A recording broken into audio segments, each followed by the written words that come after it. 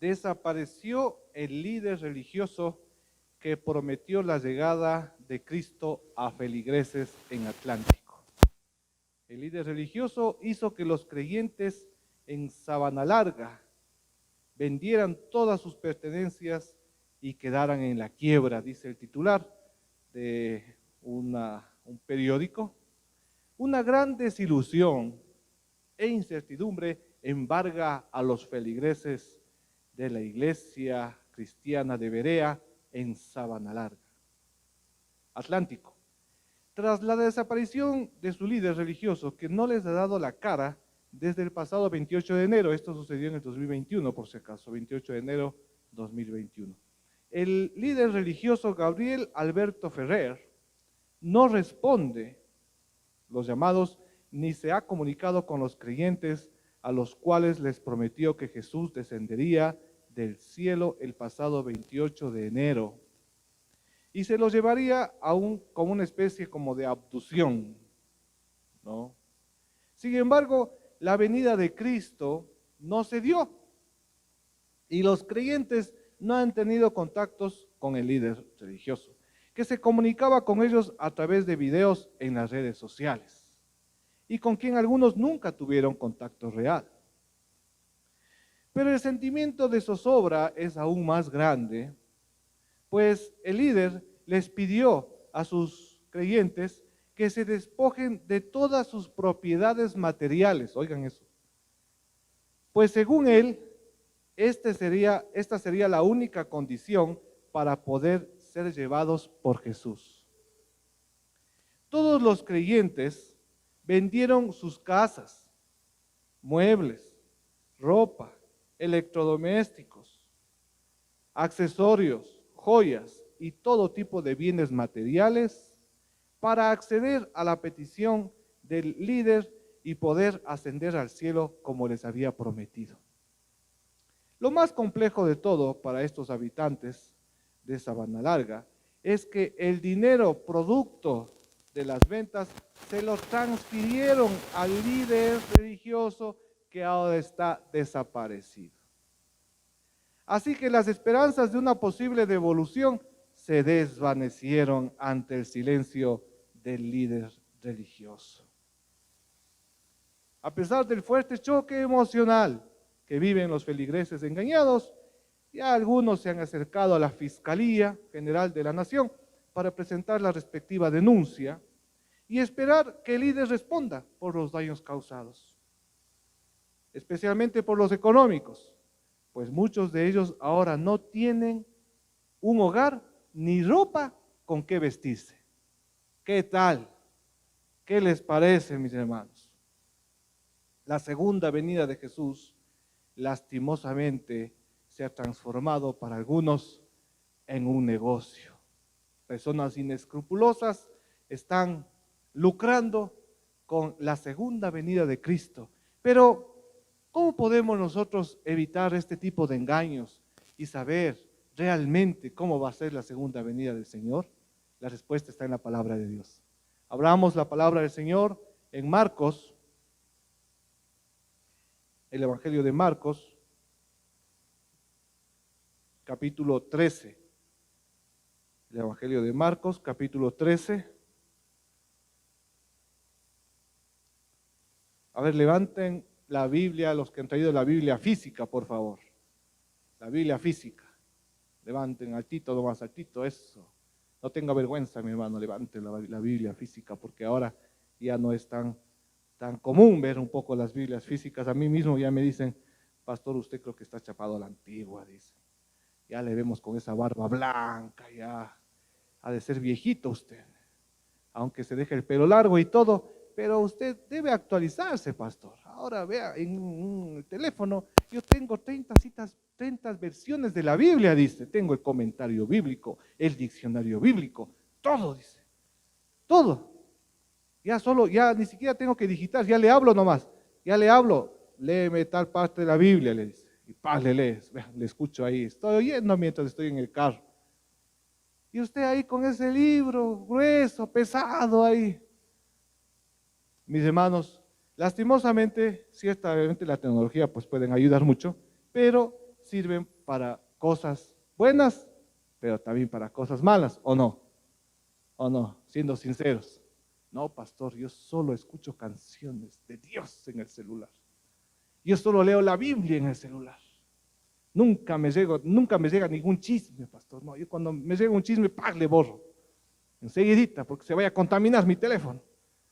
Lastimosamente, hermanos, hay mucha contaminación, está en las redes sociales también, hay cosas buenas también, pero también hay cosas malas. Pero este librito, ¿para qué sirve este libro? Este libro solo sirve para que la palabra del Señor llegue a nuestros corazones. Amén. Y podemos escribir y subrayar lo que el Señor en este momento nos está diciendo y nos va a decir. Con fecha y con hora, este texto el Señor me habló. Y tenerlo atesorado ahí porque es palabra de Dios para nuestros corazones, para nuestras vidas. Amén. Porque cielo y tierra pasarán, pero su palabra no pasará. Y ese texto está donde vamos a leer ahora. Está en el pasaje que vamos a leer. Ya lo van a ver. Comencemos en Marcos capítulo 13, versículo 1. Jesús salía del templo cuando uno de sus discípulos le dijo: Maestro, mira, qué piedras, qué edificios. Miren, como que Jesús nunca ha pasado por ahí, ¿no? Estaba, parece, deslumbrado y no era para menos. Realmente las piedras del templo de Jerusalén eran una de las maravillas del mundo antiguo. Monumentales, se levantaban sobre una colina, y ya les he comentado yo, que algunas de las piedras estaban recubiertas con placas de oro puro, por lo tanto, cuando el sol pegaba ahí, era como que 2 soles habían ahí. Y entonces era algo impresionante el espectáculo. Y pues los judíos estaban muy orgullosos de su templo, ¿no? Recordemos que el templo antiguamente es la comunicación del cielo con la tierra. En el templo se da esa unión entre el cielo y la tierra. Por eso todo el sistema del sacerdocio y todo el Antiguo Testamento. Pero miren lo que dice Jesús. Jesús le dijo en el 13:2, ¿ves estos grandes edificios? Pues no va a quedar piedra sobre piedra. Todo será derribado. Eso es algo que nadie se esperaba. ¿Cómo así? El templo de Jerusalén, nuestro orgullo como judíos, va a ser destruido. Pero si estas piedras, ¿sabe cuántos años se demoró y todavía no terminaban de construir el templo de Jerusalén en la época de Jesús? Todavía no acababan, pero ya estaba bastante avanzadito. Cerca de 50 años se demoró la construcción del templo de Jerusalén y todavía no acababa en esa época. Todavía lo estaban terminando. Una construcción, pero espectacular. Entonces parece que se trasladan a otro lado. Ahí estaban en el templo, pero parece que se van a un lugar donde pueden visualizar el templo desde lejos, y por eso dice en el 13:3, estaba Jesús sentado en el monte de los olivos, frente al templo, cuando Pedro, Jacobo, Juan y Andrés le preguntaron por separado, ya después: dinos, ¿cuándo sucederá todo esto? ¿Y cuál será la señal de que todas estas cosas están por cumplirse? En adelante, en el versículo 5, comienza, mis hermanos, uno de los textos más difíciles de interpretar del Nuevo Testamento, dicen algunos de toda la Biblia. Y no hay quienes le han hecho el quite a este texto y mejor se lo saltan nomás, porque dicen, está muy complicado de predicar. mejor me voy por otro lado, porque si no, me voy a meter en problemas ahí. Ciertamente lo que se viene, hermanos, es digno de una serie de 6 meses o de un año o de mucho tiempo de predicación. No podemos agotar todos los temas en este momento. Ya de una vez tengo que hacer esta aclaración porque son temas muy complejos sobre las señales de los últimos tiempos, ¿verdad? Sin embargo, como está en nuestra serie de predicación en Marcos, entonces nos toca este texto y vamos a, con la ayuda del Señor y la guía del Espíritu Santo, vamos a abordarlo. Amén. Comencemos con el versículo 5. Jesús les respondió: cuídense de que nadie los engañe, porque muchos vendrán en mi nombre y dirán: yo soy el Cristo, y a muchos los engañarán. Cuando oigan hablar de guerras y de rumores de guerras, no se angustien, porque así es necesario que suceda, pero aún no será el fin. Se levantará nación contra nación y reino contra reino, y habrá terremotos en muchos lugares, y habrá también hambre. Esto será el principio de los dolores. Pero ustedes tengan cuidado, porque los entregarán a los tribunales y los azotarán en las sinagogas. Por causa de mí los harán comparecer ante gobernadores y reyes, para dar testimonio ante ellos. Pero antes tendrá que proclamarse el evangelio a todas las naciones. Cuando los arresten y los hagan comparecer, no se preocupen por lo que deben decir, sino solo digan lo que en ese momento les sea dado decir, porque no serán ustedes los que hablen, sino el Espíritu Santo. Y dice más: el hermano entregará a la muerte al hermano, y el padre al hijo, y los hijos se rebelarán contra los padres y los matarán. Por causa de mi nombre, todo el mundo los odiará a ustedes, pero el que resista hasta el fin se salvará. ¿Qué le parece? Alguien decía un poco, no sé si en son un poco de algo anecdótico, que había un video ahí de una persona que abría la puerta de su casa y la puerta daba a la calle, ¿no? Y en lo que sacaba una tacita de café y se paraba en el umbral de la puerta y decía: vamos a ver qué cosas del Apocalipsis se van a cumplir hoy, decía. Y se paraba ahí en el umbral y pasaba la ambulancia, y pasaban el sonido de la ambulancia, y pasaban las cosas, y pasaba la delincuencia, y pasaban los gritos, y pasaban muchas cosas ahí al frente de ella, en la ciudad, en la calle. ¿Por qué? Porque esto parecería que fue escrito ayer, ¿o no? Parecería que estamos leyendo el periódico, ¿o no? Miren la actualidad de la palabra de Dios, que fue dicha por Jesús hace 2000 años, tiene la actualidad, tiene la relevancia como que fuera escrita ayer. Estas cosas, mis hermanos, ¿será que sucedieron o no sucedieron? ¿Será que van a suceder? Pues déjenme decirle las dos cosas. Esto ya sucedió, ya han habido terremotos, y lo sabemos, desde la antigüedad. Ya han habido guerras, también lo hemos escuchado, y todavía hay guerras. Muchas de estas cosas sucedieron y siguen sucediendo. Hay una cosa que dice siempre el Señor: pero aún no será el fin, por si acaso, ¿no? Después dice: cuando venga todo esto es principio de dolores. Las mamás que están aquí, levanten la mano las mamás, los que están ahí en el YouTube, en el Facebook también. ¿Cómo es ese principio de dolores?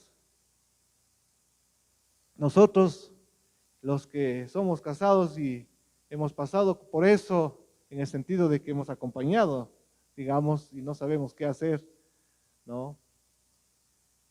Comienzan los dolores en la madrugada. ¡Ay, ay, ay, ay, ay! ¿Qué pasa? Ya llamemos al taxi, vamos a ver al médico. ¿Qué pasa? Ya estoy con la maleta lista, ya tengo los pañales aquí. ¿Qué pasa? No, es un calambre nomás que me dolió en la pierna. No pasa nada, vuélvete a dormir. ¿Cómo se puede dormir uno así, hermano? No se puede dormir, pues. Ya más bien uno hace vigilia nomás.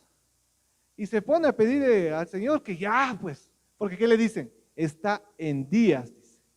Está en días. ¿Qué significa está en días? ¿Será que va a dar a luz en 1 hora? ¿En 2 horas? ¿En un día? ¿En 2 días? ¿En una semana? No se sabe. Por eso dice, estos son principios de dolores. Vean aquí, usa esta metáfora, ¿no?, de los dolores de parto de la mujer, que ciertamente va a venir, pero no se sabe exactamente cuándo. Y para el Señor un día es como 1000 años, y 1000 años como un día. Es decir, hay cierta situación relativa un poco en el tiempo, ¿no? Pero las personas que estaban hace 2000 años, los cristianos de hace 2000 años, tenían esa esperanza y esa expectativa. La iglesia primitiva en Hechos de los Apóstoles estaba esperando que el Señor venga, porque dice el Señor va a venir. Entonces ellos se santificaban. Miren lo que pasa ahí en Hechos de los Apóstoles con Ananías y Zafira, que ellos mienten al Espíritu Santo y ¡prum!, cae muerto el uno. Y después viene el otro a querer seguir mintiendo y ¡pah!, cae muerto el esposo. Y a los dos les llevan arrastrando porque le mintieron al Espíritu Santo frente al apóstol Pedro. Eso está en Hechos de los Apóstoles, usted lo ha leído.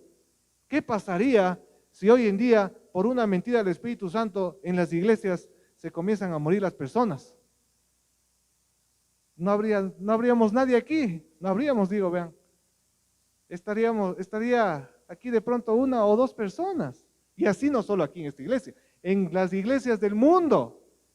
Pero había, hermanos, en esa época, ese temor del Señor, ese avivamiento, esa llenura del Espíritu Santo que predicaba Pedro, se convertían 3000, predicaba y se convertían 5000, que habían esos milagros, que el cojo estaba ahí a la puerta del templo. No tengo ni oro ni plata, pero en el nombre de Jesús, levántate y anda. Y se levanta el cojo, hermanos. Ese que estaba ahí por años. Qué conmoción que causaban. Estos que trastornan el mundo han venido acá, decían cuando venían los apóstoles a alguna ciudad. No pasaban desapercibidos. Van a una ciudad, estos que trastornan el mundo han venido acá. ¿Y ahora qué irá a pasar? Todos así asustados. Los que estaban haciendo cosas malas. Híjole, ¿y ahora qué va a pasar? Los que buscaban a Dios, los que estaban anhelando un cambio, ellos les recibían con los brazos abiertos, pero ciertamente no pasaban desapercibidos. Es porque ellos estaban esperando la segunda venida del Señor, con ese anhelo, con esa santidad. Estaban evangelizando, salían como misioneros, querían alcanzar a otros lugares. Por eso dice, cuando sea predicado este evangelio del reino, entonces vendrá el fin. Es necesario que se predique el evangelio del reino en todo. Miren, en el versículo 10. Pero antes tendrá que proclamarse el evangelio a todas las naciones. En el 13:10 está diciendo ahí. Entonces ellos querían apresurar la venida del Señor. Nos falta predicar el evangelio. Entonces tenemos que continuar extendiendo el evangelio. Pero ¿qué ha pasado 2000 años después, mis hermanos? Ahora, la iglesia de ahora, 2000 años después. Ya algunos dicen, no, yo creo que ya no va a venir el Señor. Ya han pasado 2000 años, pues. Capaz que vienen otros 2000 años. ¿Quién sabe si pasan 1000 años? Entonces ya nos comenzamos a acomodar. Alguien por ahí no contento con 2 carros se compra 3 carros. Y sigue, dice, en pandemia, pastor, me he comprado, ya voy por el 4.º carro, dice. Le digo, ¿y por qué no ha venido a la iglesia? Le digo, mi hermano, ¿por qué no ha venido?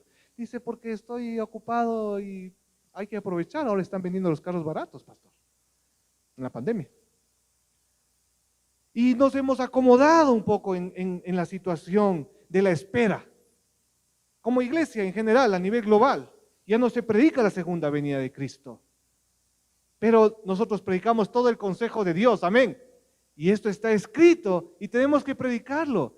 El Señor Jesús va a venir por segunda vez, amén. Y tenemos que estar santificados para su segunda venida. Pero esto no es fácil en nuestra época.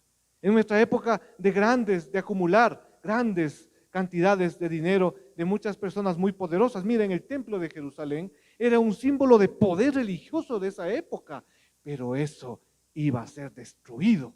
Jesús lo profetiza. Hoy en día, hermanos, cuánto poder económico, cuántas estructuras de pecado que están acumulando y acumulando más dinero, más poder. Ya son más poderosas que los países, muchas multinacionales. La injusticia ha crecido en medio de esta crisis que estamos viviendo. Muchos se han aprovechado de la crisis. Todas esas estructuras de pecado, ¿van a caer o van a permanecer? ¿Qué piensa usted?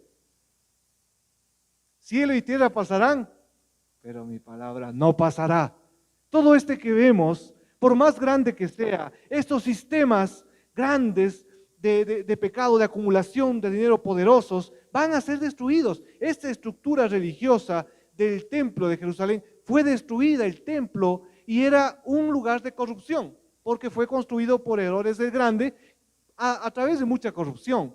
Y ya vimos nosotros en un texto como Jesús con un látigo echa fuera a los mercaderes del templo. Se había corrompido la religión institucionalizada en esa época. Y dice Jesús, esto va a ser destruido. Y vamos a ver cuando se cumple la profecía de la destrucción del templo en el versículo 14. Marcos 13, 14, miren. Ahora bien, cuando vean que la abominación desoladora de la que habló el profeta Daniel se encuentra donde no debería estar, el que lee, que entienda. Entonces los que estén en Judea huyan a los montes. El que esté en la azotea no baje a su casa ni entre en ella para tomar algo. El que esté en el campo no vuelva atrás para tomar su capa. Ay de las que estén en días, que estén embarazadas o amamantando. Pídalen a Dios que esto no suceda en el invierno, porque estos días serán de gran aflicción, como no hubo desde el principio de la creación que Dios hizo, ni los habrá jamás. Si el Señor no hubiera cortado estos días, no habría quien se salvara, pero los ha acortado por causa de sus elegidos. Así que, si alguien les dice, miren, aquí está el Cristo, o miren, allí está, no le crean. Porque surgirán falsos cristos y falsos profetas, y habrá señales y prodigios para engañar, de ser posible, incluso a los elegidos. Pero ustedes tengan cuidado, ya los he prevenido de todo. Aquí está todo ese drama que surgió antes de la caída del templo de Jerusalén, que Jesús está profetizando, que fue en el 70 después de Cristo. Todo esto sí sucedió, hermanos, literalmente.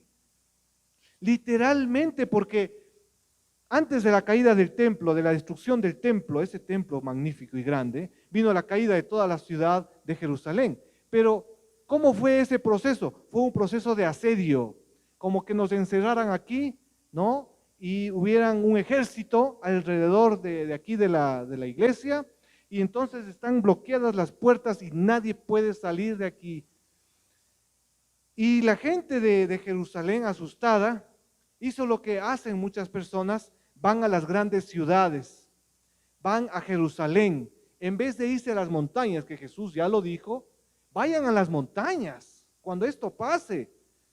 No se queden ahí, pero más bien la gente fue como que van a encontrar la salvación ahí en la ciudad de Jerusalén.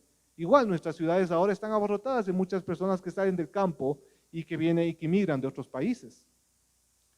Entonces se agolparon todos en la ciudad de Jerusalén. Es como que estuvieran los dos cultos aquí, hermanos, agolpados y sitiados las puertas, un ejército ahí que no nos deja salir. ¿Saben qué hizo el ejército? En esa época les mató de hambre a toda la ciudad. Dijeron, muy bien, vamos a esperar y nadie va a salir de aquí hasta que se mueran del hambre. ¿Cuánto tiempo pasó? ¿Cuántas atrocidades pasaron? Esto es lo que está describiendo aquí. Son atrocidades sin nombre. Incluso los historiadores dicen que una madre tomó a su bebé y lo asó y dio de comer a algunas personas, a su propio bebé, por el hambre. Era algo innombrable, inconcebible. Por eso dice, nunca ha habido tanto dolor como el que va a haber. Y también porque no le hicieron caso a Jesús. Entonces, esta situación sí se dio en la historia. Quisiera que me acompañen, por favor, a Primera de Juan. Vamos a Primera de Juan. Está al final, es la epístola de Juan, ¿no? No es el Evangelio, por si acaso, está antes del Apocalipsis está. Primera de Juan 2, 18. Primera de Juan 2, 18. Vamos a esperar hasta que todos tengan la palabra de Dios. Es muy importante que todos tengamos la cita bíblica. Primera de Juan 2, 18. Hijitos, dice el apóstol Juan, miren, han llegado los últimos tiempos, miren. Y así como ustedes oyeron que el anticristo viene, ahora han surgido muchos anticristos. Por eso sabemos que han llegado los últimos tiempos. Pero ¿cuál será el anticristo? ¿Será algún personaje, como dicen ahora, será el Papa, será el presidente de Estados Unidos, será algún personaje real del anticristo? ¿Quién será el anticristo? Miren, ellos salieron de nosotros, pero no eran de nosotros. Si hubieran sido de nosotros, habrían permanecido con nosotros, pero salieron para que fuera evidente que no todos son de nosotros. Mucha gente salió en ese tiempo de la iglesia de Juan. Pero ustedes tienen la unción del Santo, dice, y conocen todas las cosas. No les he escrito porque no conozcan la verdad, sino porque la conocen y porque ninguna mentira procede de la verdad. ¿Quién es el mentiroso? Sino el que niega que Jesús es el Cristo. Este es el anticristo, miren, ahí está diciendo clarito. Este es el anticristo, el que niega al Padre y al Hijo. Todo aquel que niega al Hijo tampoco tiene al Padre, y el que confiesa al Hijo tiene también al Padre. En ese tiempo está hablando de una herejía gnóstica, de los gnósticos que estaban en esa época. Y ellos decían en esta herejía que Jesucristo no ha venido en carne, por lo tanto no murió en la cruz, no asumió todos nuestros pecados en el cuerpo humano, no nos representó, no asumió toda la podredumbre de la humanidad en su cuerpo, sino que Dios lo que hizo es que como una aparición, como un fantasma, como algo, como un acto de magia nomás, pero que no se encarnó realmente. ¿Qué implicaciones tiene negar la encarnación de Cristo, mis hermanos? Muchas implicaciones para nuestra vida. Si Jesús nos encarnó, si no tomó nuestro cuerpo, si no asumió nuestros pecados, entonces fue una farsa. Dios mintió. ¿Qué podemos esperar de eso? Entonces no hay perdón de pecados. Entonces la sangre de Cristo no nos limpia de pecado. No hay el Cordero de Dios que quite el pecado del mundo. Miren cómo se va destruyendo lo que creemos a través de una mentira, de una herejía. Y hoy en día, hermanos, también hay herejías. Lastimosamente, eso no fue solo hace 2000 años. También hoy hay malas interpretaciones de la Biblia. Hay muchas personas que están saliendo de las iglesias. Se ve en todas las iglesias, en la costa, en la sierra, en otras partes del mundo. Están saliendo de las iglesias. Algunos regresan. Si regresan a la palabra de Dios, si regresan a la sana doctrina, si regresan a una iglesia que busca la llenura del Espíritu Santo, ¿qué significa? Que sí eran de ahí, que sí eran. Pero si no regresan, ¿qué dice el apóstol? No digo yo, dice aquí la palabra. Si no regresan, es que no eran. Dice, en esto sabemos, es porque se han dejado engañar por estas novelerías. Estaban con nosotros, venían a la iglesia, como hermanos en Cristo, estaban con nosotros, pero salieron de nosotros. No, tal vez no eran de nosotros, tal vez no tenían que estar con nosotros. En esta situación, esta crisis que estamos viviendo, ha sido como un tamiz, como un filtro, como un sedazo donde se comienzan a cernir las personas en las iglesias, quién realmente es de Cristo y quién no. Ahora, en medio de la prueba, en medio del hambre, en medio de la enfermedad, en medio de la crisis, en medio de la muerte, ahora se ve quién es quién. ¿Dónde está la fe? En medio de todo lo que estamos viviendo, se han comenzado a ir las personas, pero otras han venido. Amén. Otras conocen a Cristo. Para otros, en cambio, ha sido la salvación. Vean qué paradójico, vean qué contradictorio. Lo mismo que para algunos es motivo de desánimo, de irse de la iglesia, para otros es en cambio motivo de salvación. Amén. Ahora es cuando se ha quebrantado el orgullo humano, nuestro orgullo humano. Nosotros que antes teníamos la seguridad en una cuenta bancaria, que teníamos la seguridad en nuestro trabajo, que teníamos nuestra seguridad en nuestra salud, ahora estamos con la salud quebrantada. Ahora no tenemos ahorros en el banco. Ahora no tenemos ni siquiera trabajo. Ahora nos pagan el 50% y a veces menos de los que, gracias a Dios, tenemos trabajo. Ahora tenemos que salir a buscar un emprendimiento porque no hay trabajo. Ahora, en medio de la necesidad, nos hemos postrado ante nuestro Señor Jesucristo. Así le, Señor, solo tú eres digno de toda la honra y toda la gloria. Lo mismo que para unos puede ser motivo de desánimo y pueden salir a formar grupos, algunos sin ninguna cobertura espiritual de nadie, grupos donde recogen ofrendas, donde tienen sus proyectos, tienen sus cosas, no dan cuentas de nadie. Hermanos, eso es muy peligroso. Nosotros pertenecemos a la IEBI Matriz y damos cuentas a la IEBI Matriz. Yo formo parte de un consejo pastoral. No soy solo yo, hay un pastor coordinador que está encima de mí. Yo doy cuentas de un consejo directivo en la IEBI Matriz. Somos colegas, somos pares, pero también hay personas que están a quienes me supervisan y eso es sano, es saludable, hermanos. No nos gusta a veces que nos supervisen, no nos gusta a veces dar cuentas, ¿verdad? Queremos a veces, digo, yo también, a veces queremos hacer lo que a nosotros nos parece y no dar cuentas a nadie. Usar el dinero como queramos, creer lo que sea, interpretar mal la Biblia, en fin, tantas cosas que queremos hacer como humanos, pero no es saludable estar sin una cobertura pastoral, sin una cobertura de una iglesia, alguien a quien dar cuentas. Y aquí algunos habían salido, vean, de la iglesia del apóstol Juan, siendo Juan el apóstol, hermanos. No es cualquier hermano, estamos hablando de el que estuvo en el pecho de Jesús, el discípulo amado, ahí recostado en el pecho, el que vio a Cristo. Él es el que escribe, miren, en Primera de Juan 1:1, en el mismo Primera de Juan, retrocedemos una página y leamos.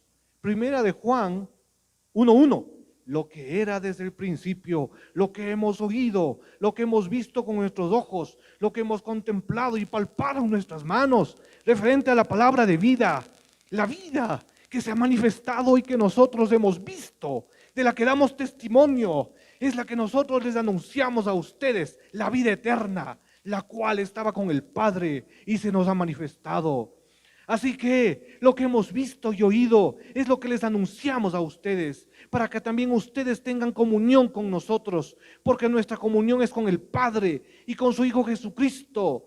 Les escribimos estas cosas para que el gozo de ustedes sea completo. Miren, el apóstol Juan, que estaba ahí con Jesucristo, dicen: yo lo vi, yo lo palpé, yo le miré a los ojos, de eso doy testimonio. Y él tenía la iglesia.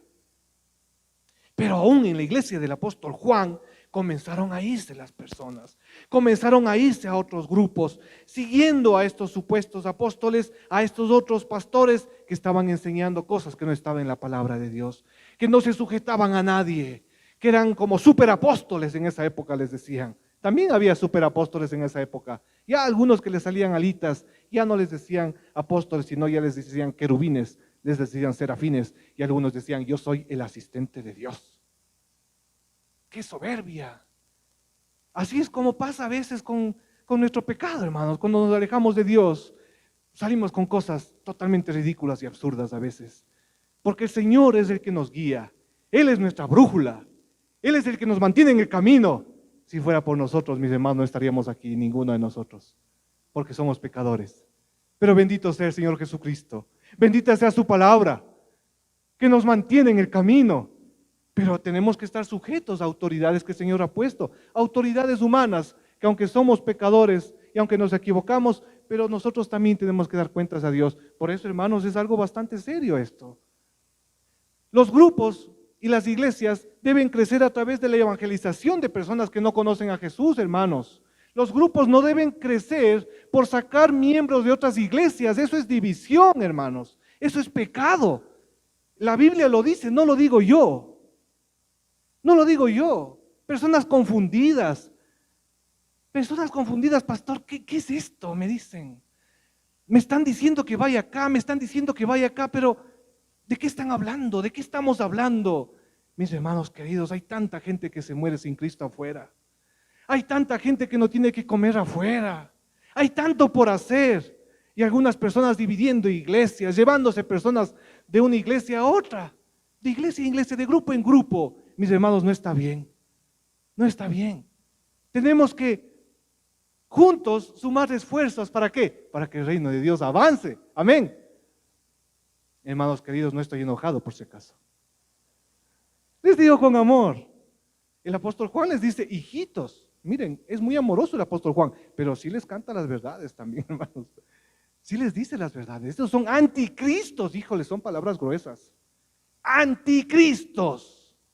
No es algo ligero, es algo muy grave. ¿Por qué? Porque muchos débiles en la fe están confundidos ahora. Dicen, ¿y ahora, pastor, qué hago? Me voy con ellos, me quedo aquí, ¿qué hago? Hermanos queridos, hay tanto por hacer.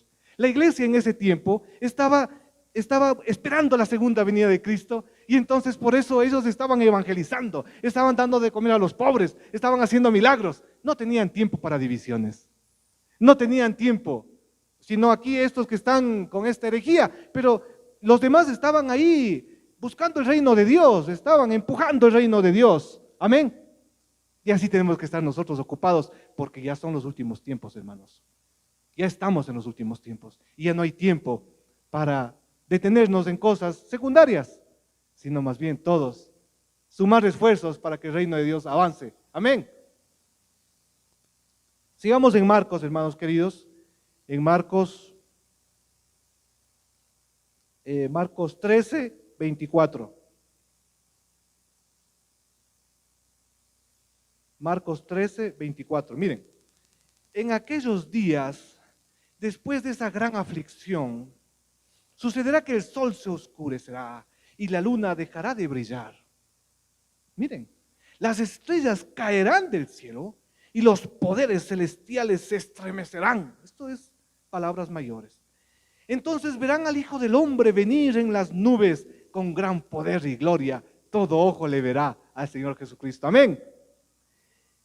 Y Él enviará a sus ángeles para reunir a sus elegidos de los cuatro vientos, desde los extremos de la tierra hasta los extremos del cielo. Miren qué maravilla.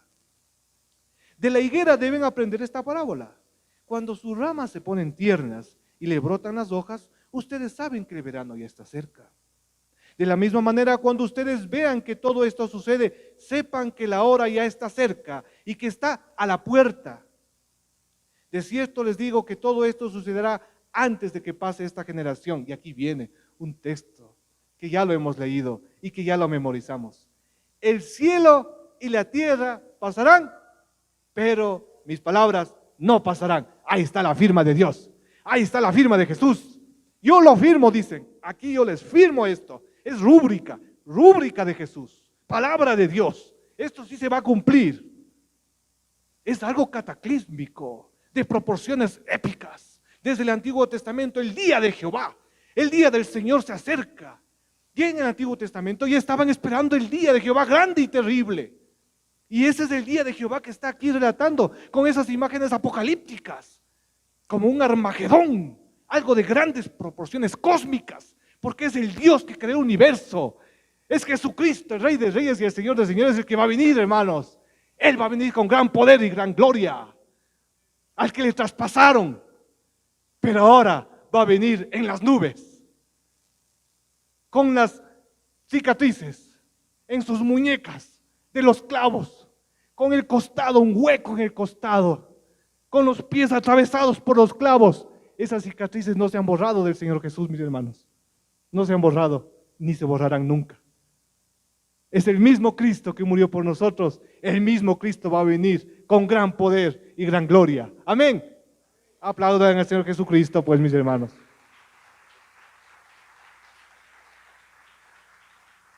Pero dice más el texto. Versículo 32.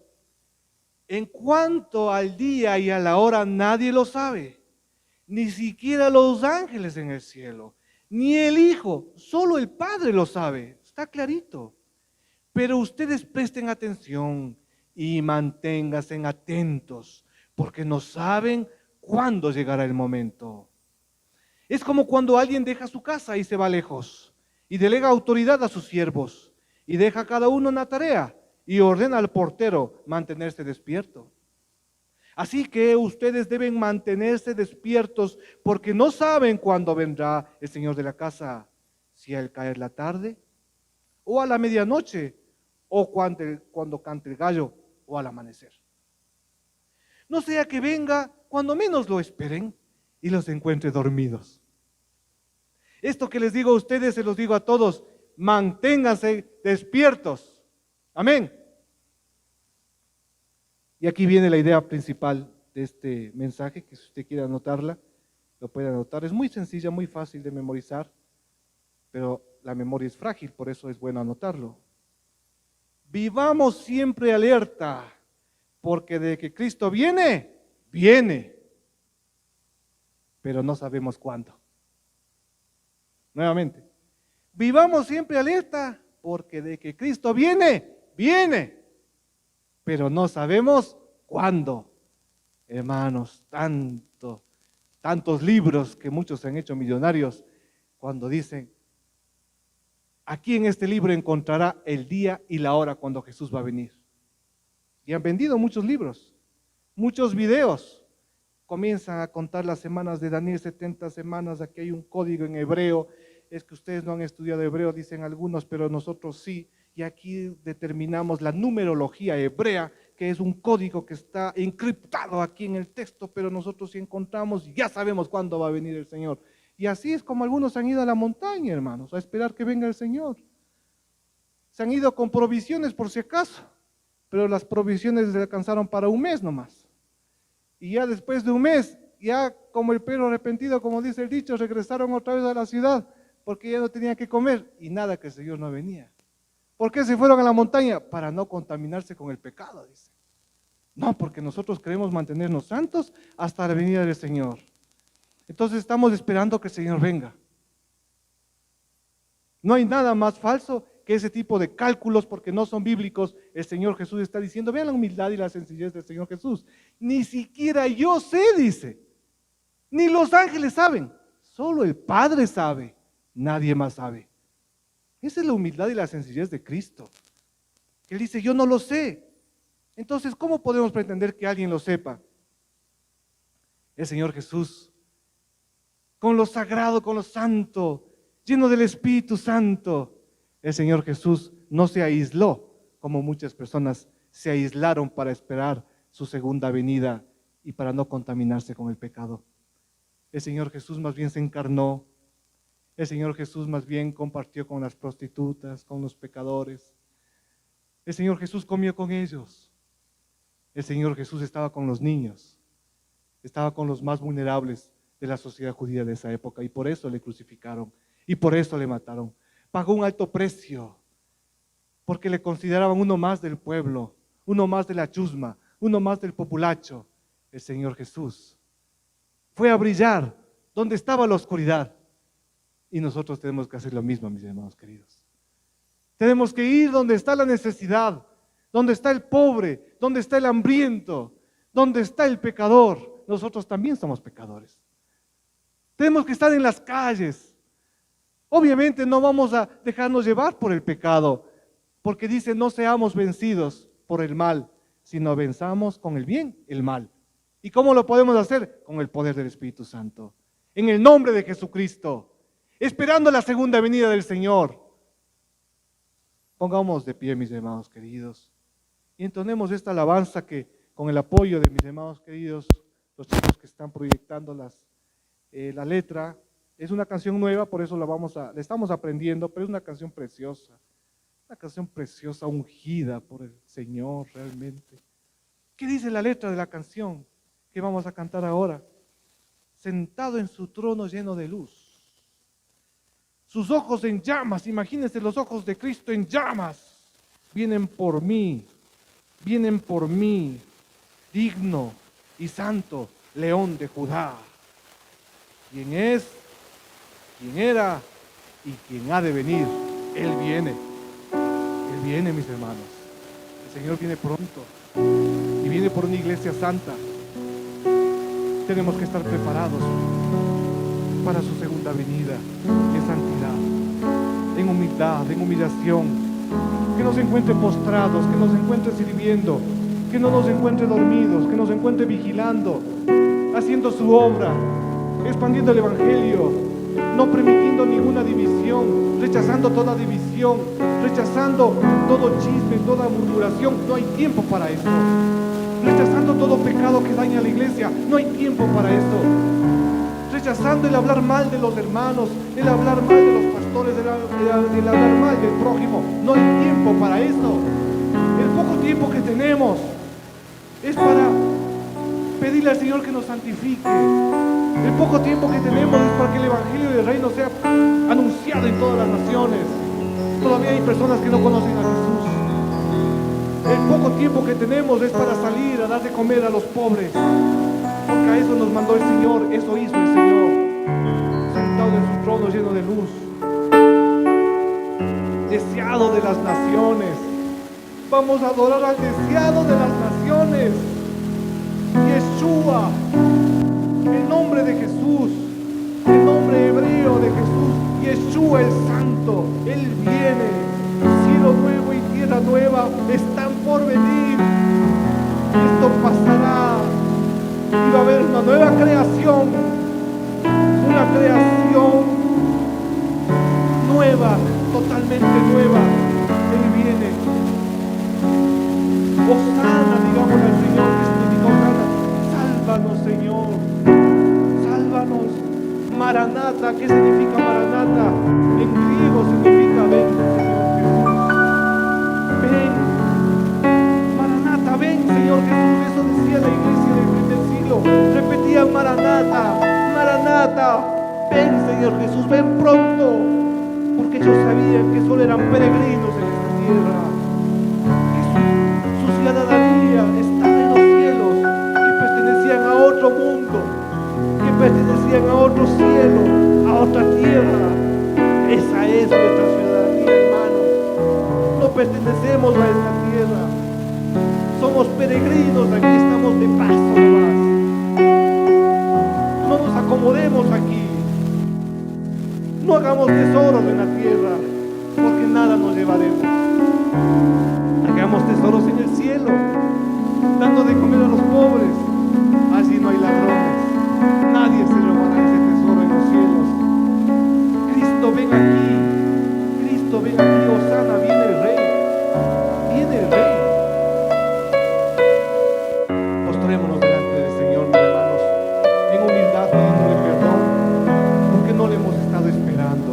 Tal vez es culpa mía, tal vez es culpa de los pastores que no hemos enseñado lo suficiente su segunda venida, pero ciertamente está en la palabra. Está en la palabra de Dios. Nunca es tarde para pedirle al Señor que nos limpie de pecado y decirle: Señor, te espero, pero límpiame. Decirle: Señor, perdóname porque mis ojos están en esta tierra, porque estoy afanado y preocupado, así como Marta.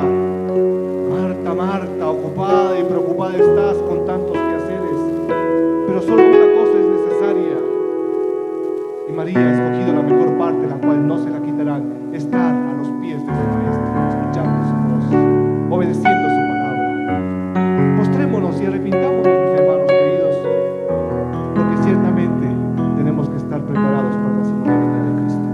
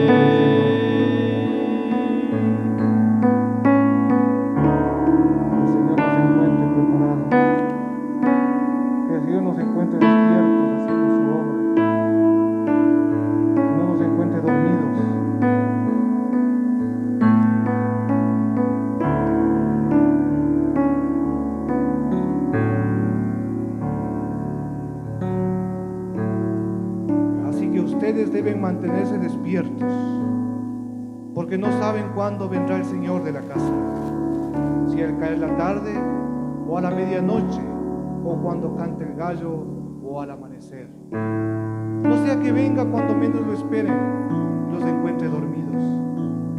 Esto que les digo a ustedes, se lo digo a todos: manténganse despiertos.